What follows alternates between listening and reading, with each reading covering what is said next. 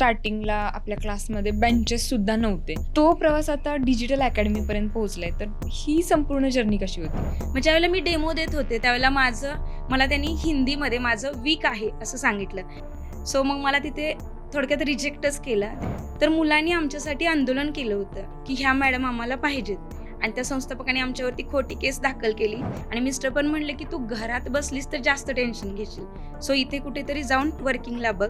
लगेच 20-22 दिवसात मी 1 BHK घेतला. पहिलीपासून 12वीपर्यंतचे सगळेच ॲडमिशन आपण तिथं घ्यायला चालू केलं. आपल्याकडे फॉर्च्युनरमधनं सुद्धा मुलं येत होती खाली बसून शिकण्यासाठी. आणि सगळ्यात महत्त्वाचं, आपल्या इथे गरीबातला गरीब पण शिकला पाहिजे आणि श्रीमंतातला श्रीमंत देखील या आपल्या छताखाली शिकला पाहिजे. मग निगेटिव्ह पब्लिसिटी चालू झाली की अरे लेडीज आहे म्हणल्यानंतर सणवार येत असतात, मग त्यावेळेला नंतर त्यांच्या डिलिव्हरी येत असतात. मी डिलिव्हरीच्या दिवसापर्यंत काम केलेलं आहे. सिझर झाल्यानंतर 15व्या दिवशी आंघोळ करायची असते आणि मी 7व्या दिवशी शिकवायला चालू केलं होतं. मग असं कंडिशन होती की